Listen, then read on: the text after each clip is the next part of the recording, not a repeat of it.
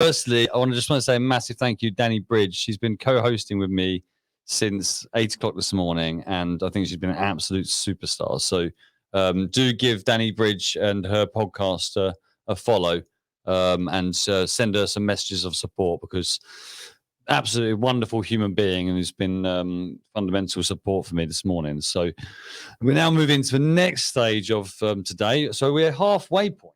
Woo! Just beyond the halfway point. I mean, that's crazy. 12 hours. I was going to say congratulations. I should probably eat something. Yeah, well, talking of which, what you got for me? As this is definitely not Blue Monday. Yeah. Although obviously I love blue. No, yeah. No, I didn't notice. Blue spark and I love blue. Do you know what is my favourite things? I actually love these so much. So cheers. Thank you very much. Anti-blue. Yeah, thank you. Cheers. So anti-blue. Fuck I hope you, everyone blue. else is having a bite to eat as well. Yeah, absolutely.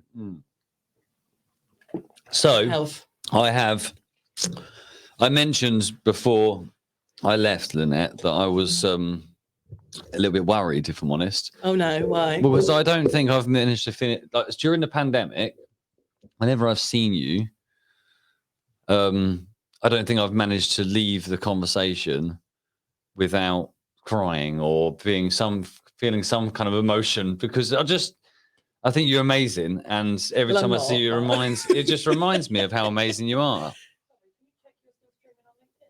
Oh, we're not. But I'm not going to switch it until 8. So just in case anyone is listening to this that's not on LinkedIn, we're not on LinkedIn. Not yet. We'll be on LinkedIn at 2. Is this all right with the mic there? Yeah, so let's just move that out a little bit. Because I don't want to be shouting, screaming. But I also want to look at you. Think like this. Think like this. If I'm looking over there, No, that's fine. So yeah. So I appreciate you so much. And when I haven't slept for a while, I get a bit emotional. I know. And although I'm here, obviously I want to talk about like good stuff. Yeah. I also just want to come and hang out with you for half an hour. That's nice. And I feel like there's like other people in the room. I feel it's a bit weird. They're on there. It's weird, isn't it? But yeah, to just, I suppose, like we live in St Neots and we're far from family, and to have have connections like you guys, it just means a lot to us. And to be involved in something like this, we're just a little family. We just do like what we do, and it's nothing like massive. But it's lovely to have been recognised and to be supported by people like you guys. So let me, in particular. And that's lovely. So sorry. No, thank you. Can you just explain what Action Duchenne is as an organisation? Your role there, and because you've grown so much as an organisation, but you as well as a leader in what you do. You've got a great team now. Like, I want people to see that, know who you are, from the Shifties community, that would have seen you from day one grow, to appreciate just how much you've grown as an organisation and you as a person. Okay, so yes, that is something that I thought we could talk about, and I think the theme of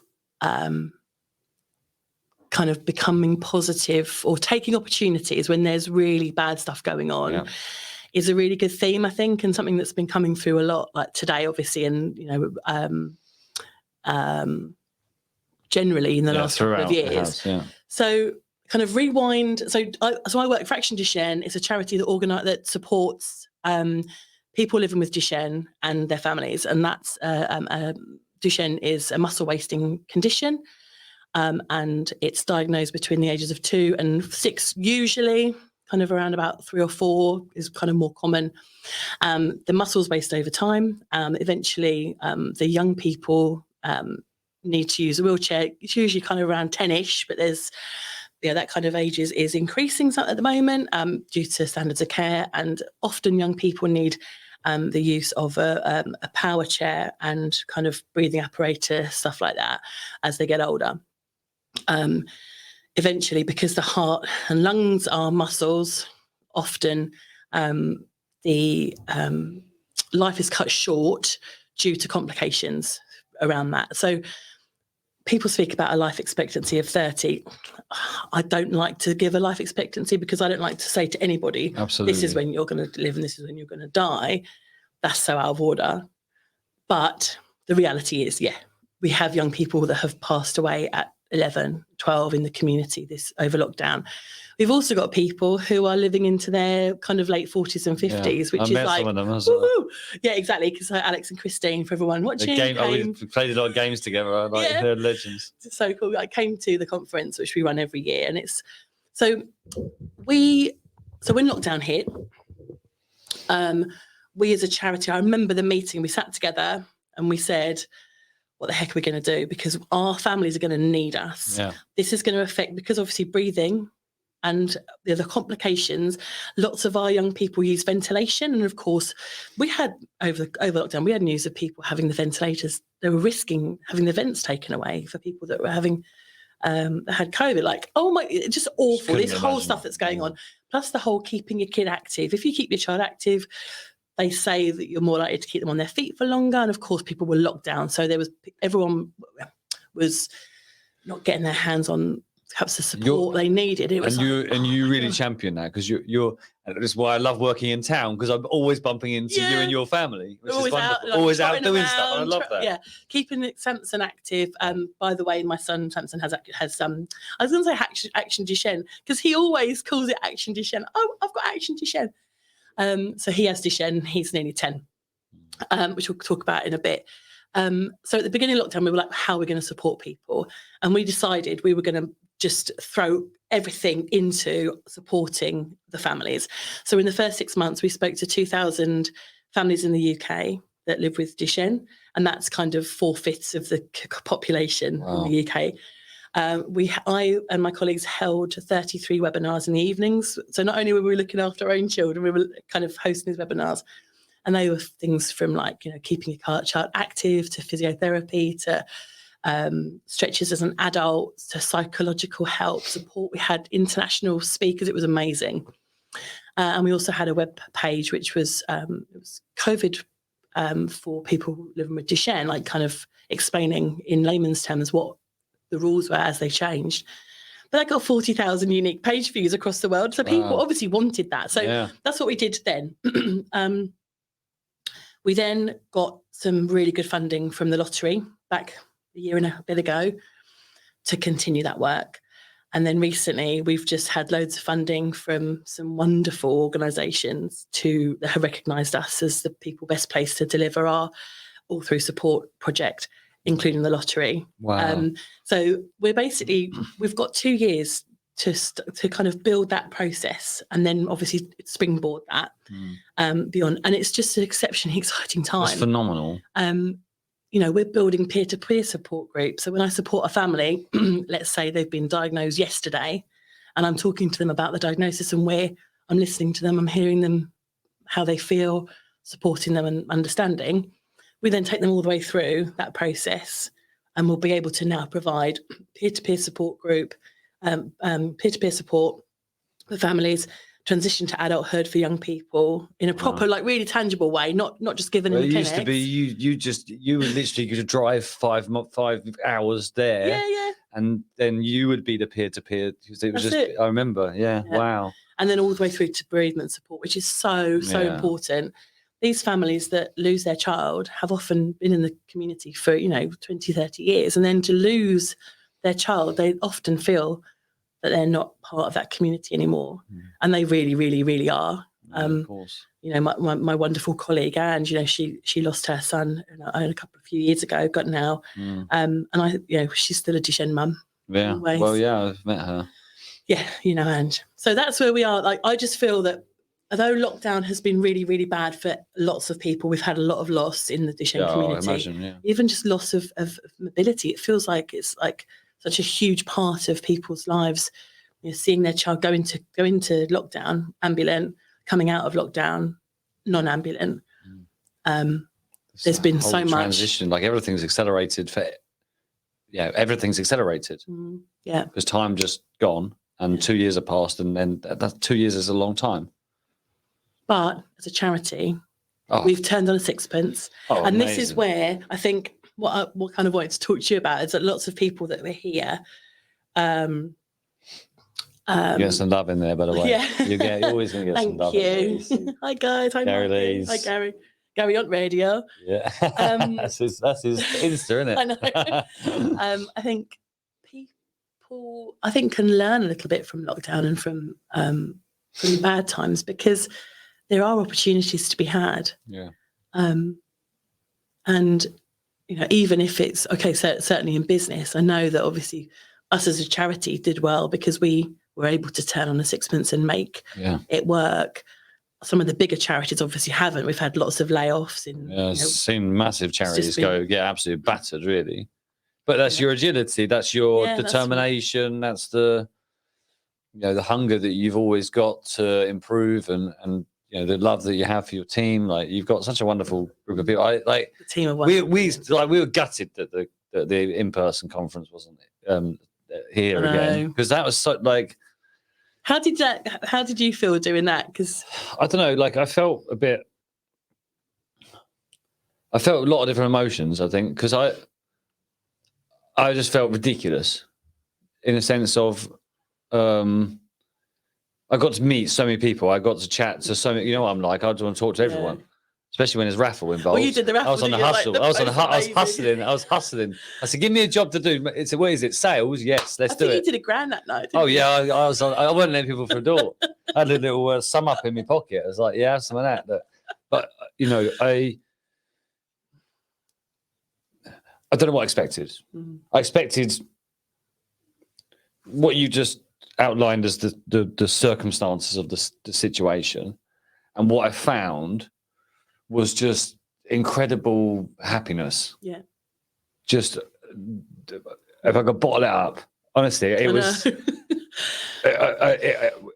We found, both Christine and I loved those days, because gives us perspective. Yeah. I think you're all just amazing, and it's wonderful. Do you know, we did so we worked with Demelza Hospice in Kent to do some fact finding for them, and we did a big questionnaire recently, and one of the parts of it was asking, so it was all for young people that are just due to transition and people that had transitioned, but mainly for people, we wanted to find the answers to what people wanted from transition. And what was really interesting is, and I know that there was a talk about equality for disability earlier on. So people that are... Courtney's on at 3:30, actually. Okay, okay. So what was really interesting is we found out from the young people that live with Duchenne that actually, when they're asked, I say that when the cohort were asked, what is it that you want to achieve in the next few years in your life, there was no mention of accessing anything or ability or disability or physical getting better, nothing like that. It was to have a job they enjoy, to have a hobby, or to be able to pursue a hobby they enjoy, potentially to be with a partner, and to live a full life. There was nothing to do. So which to me speaks volumes. It shows how the world imposes, and even we as an organisation who wrote that questionnaire, and we all have kids and young people that live with Duchenne, to ask that question, but I suppose we ask it in a bit more of an open way. It's because the society puts that on the people that live with a disability, or certainly a physical disability. And I'll be interested to see what your says. No, it's, you live every day. I remember sitting in our old office a long time ago, above the auction house, our little box room over there. And I remember sitting there with you and Lex, and it still sticks with me now. You literally, you said, we live every day. We don't think about tomorrow. We live today. We live today. And that's, and you literally live today. And it's like, if the kids want to go to somewhere tomorrow and do this thing, we're like, yes, we're doing the thing, whatever we're doing. And I think it's just a wonderful way to live life. And it's just, and it's such a shame, like you say, that we impose so much pressure on ourselves as a society generally, that there's so much to learn from that. There's just so much to learn from that. And you live much more fulfilled life from it. And I can tell you now, and Christine will back me up, like, just, you're always so thankful, but we don't do anything. Yeah, but you do. I know, being there for us. I know, but the same met her. We had Rachel Hales on this morning. You know Rachel, and she's right. And I've seen it more and more as I've grown in business. This is so reciprocal. It's a shoulder to shoulder relationship, and that's the best thing about it. I learn so much from you and the way that you approach life, and to see you and your team doing your events and the passion that goes into it and the love and you know, when we had Harry on that was so funny, and I was in stitches because I could see your face because you were hosting on the day, and I thought you did just a most amazing thing. It's just, I don't know. I just think you're amazing. I think you should know that. Thank you. And that does come with a big caveat that I have had my very, very big lows.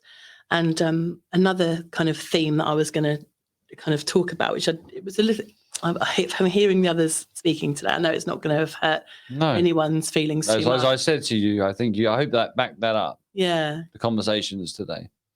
Yeah, I think, so, you know, I've been through lots of kind of downs, and I feel like a bit more level at the moment. And that probably comes from a little bit of medication, which helps, but also from being more balanced. And, you know, you said about living every day. We do that to a certain extent, but it's also really tiring to do it all the time. As with everybody, like, it's tiring. And, you know, the logistics of kind of finding somewhere which is a bit more accessible. Like, we're really lucky, like Samson is still on his feet doing very well, but we still have to be mindful that we take his wheelchair with him wherever we go, like make sure that there is going to be places to rest. Like, we can't just say, well, let's go there. You know, one of my friends said, oh, do you want to go do pumpkin picking? And I was like, yeah, I'd love to, but that's not actually possible at the moment. Like, because if I get stuck halfway and he needs to carry, I suppose I do carry him, but like OTs would be like, don't carry, you know, it's just, anyway, you have to be a bit more mindful. But I've come off Facebook, taken it off my phone, because over Christmas, we had the loveliest time at Christmas. It was just really simple and quiet. It was myself and Lex and the 3 children. Our families are far away, and we've got ill. My dad's really poorly, so we can't see, and Lex's mum's really poorly as well, so we can't see them. We just hung out. It was really nice. And then I looked on Facebook, did the little scroll, and I could see all these big groups of people with loads of kind of tables full of family and everyone having a lovely time. And I just thought, oh my God, my Christmas is really crap. Why I've done really badly. And I thought, hold on. Right, this is proving to me that Facebook is no good, because I've had a lovely Christmas. I just haven't shown everyone else how my Christmas was, because we were in pajamas and looked crap and we're eating, you know. If it's not on Facebook, did it happen? Yeah, exactly. So I just thought, no, I'm going to step away from this. Yeah, it's not good for you. So I guess, I don't know, what's the message there? Well, keeping away from the negativity, I suppose. Or I think the message, if you don't mind, I think the message is that we need to be present in anything we're doing and be aware of what we're doing. So, for instance, if Danny B, who is here, her approach to social media, she knows it's fundamental to the growth of her business and her personal brand, because that's what she's doing as Danny B, the CEO.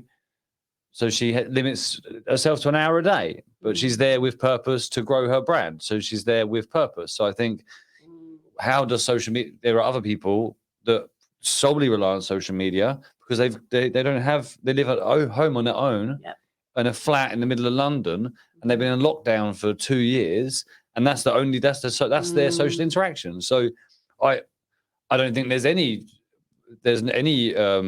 right, wrong, anything. I think there's just you, and if that doesn't, I personally, as you know, I have a really weird relationship with social media.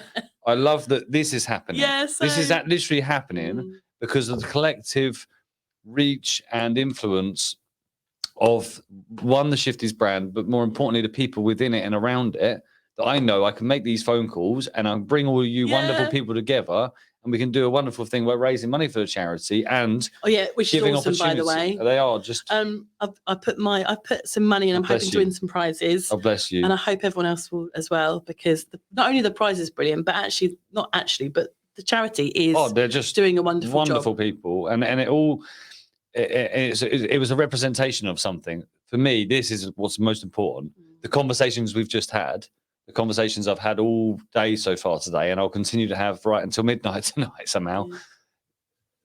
That's a positive for social media. Am I excited to spend 4 hours tomorrow to try and catch up on the comments and the DMs and the emails and stuff? I'm excited to have that human interaction. I love human interaction. I don't want to do this for 50 hours a week. So I don't know what I think. The message is be aware of what's good for you and what's not good for you, and there's no right or wrong, and you've got to do what's right for you. And maybe that's an internal thing anyway. Absolutely. Absolutely. It's yeah. Don't it's like anything. What fundamentally makes you happy is human interaction. You love people. You're like the people person. It's true. And social media can be a vehicle for that to happen. But not if it made me feel bad. But if it makes you feel like shit, don't do it. So now I'm over on LinkedIn a little bit more. Well, great. I understand that's the new Facebook without. Well, yeah, why not? You know. I mean, look, it's all the same. At the end of the day, I think it's the relationship we have with anything in life, and you've got to do what's right for you. And at the end of the day, I mean, you don't need many people in your life to have wonderful, meaningful. How many meaningful relationships can we really have? It's true. Like actual. We're lucky to have maybe 4 or 5, maybe. Yeah, like I mean, if I think of my parents and their parents, my grandparents, I remember like my grandma, for instance, who I was really close to, as you know. I can think of she had like 5 or 6 like core friends. She was really lucky she had them till she died. She had really good, and Pam. Do you ever feel about how proud she would have been for you? Like if she'd seen what you've done, because it's literally been since she's passed away that you've just she's springboarded all this, isn't it? Yeah, well, she was just, she's sorry. you fucking. I don't know. I forgot where we were then for a sec. Sorry, no, I'm going to change the subject. Let's talk about something else. No, it's fine. But hopefully things like that, sometimes when you're doing something so challenging, like a 24-hour like this, sometimes remembering the reason why you do stuff, like the why is really important. So I said to you a minute ago before this, like Sarah and Daniel were talking, the reason why I think, and this happens by, look at the lineup of people that are here today. Yeah, I feel like a right forward big on here. No, absolutely fucking not. I am surrounded by inspiring women, and my grandma was one of the most inspiring women, and she spoke up. She was always, she spoke too much. She would have been here, giving it love. Yeah, she would have been the Danielle Bridge with of the blue afternoon. hair, probably. Yeah. So I don't know. There's a representation of my grandma in a lot of what I do now. But most importantly, in line with today, it is about speaking up, and people like yourself in our communities doing amazing things. You don't need to be on Facebook. No. People. It's much easier. It's better to make the news than write it. Well, so it's interesting you say that about the speaking up side of it, and I never really thought of this. But I've thought of it, but not in that context. So the reason I ditched my quite nicely paid job in London to work for the charity is because I realised very quickly that there was that my voice, because my voice is loud and I'm a bit gobby, as you know, and quite easy to remember because of the size and the blue hair and all that stuff. Because you're a lovely human. Well, okay, and that as well, maybe. I knew that I had to use that voice to help other people more.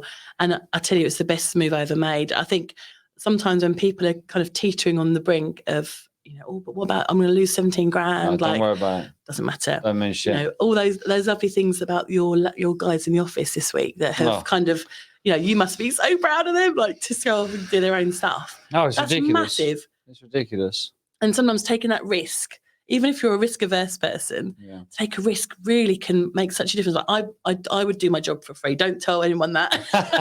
It's not. I work for a charity. We're not rich people. No. But I would. my job is so rewarding, and I would do it all day, every day. And actually, that work-life balance is really hard to, and that's when I get really low, when my work life is just shot. Yeah. And I have to kind of pull myself back and remember that I'm there because I want to help families like our family that live with someone like Samson. Conflict. It's like crazy conflict. But the just some of the, when I speak to a family and they give me feedback afterwards, and the feedback is along the lines of, I don't know what I would have done without you, that kind of feedback. And you're like, yeah, it's fine. You inwardly you're like, oh my God. Yeah, and that why is there always. And I never forget that. And, if anyone from the Duchenne community is watching, which they may be, hello, everyone. Much love. You're all doing a great job. Absolutely. And also, if anyone ever comes across anybody in the Duchenne community, you know where to send them. I know I'm really gobby in the chat now, but I listen really, really well. I'm a really good listener. She's a phenomenal listener. Well, look, I've got to move to the next person, but I just want to say thanks. As always, I just think, just thanks. Do you feel a bit? Do you feel like refreshed now for the afternoon? I feel really refreshed. Like you've let me release some emotions, which is beautiful. And I need to change that. So that's going to be blue, I assume. So every guest changes the colour. Oh my, obviously. But if I can show when the kids watch this back, it's going to have to be that one because that's my favourite. Oh, perfect. I'm teaching between the teal. Oh, no, that one, the light blue. Okay, fine.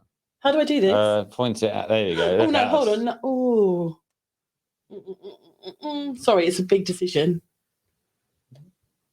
What are you going for? Blue? Oh, there you go. Oh, I don't know. I like that one. That's nice. Oh, yeah, that's a bit more subtle. Yeah. Does it go? Yeah, of course it does. Right, thank you. Alex, thank you for having me. And 2022, you got some love in there. Samantha Turner. I'm a little babe, my angel. What one thing are you most excited for in 2022?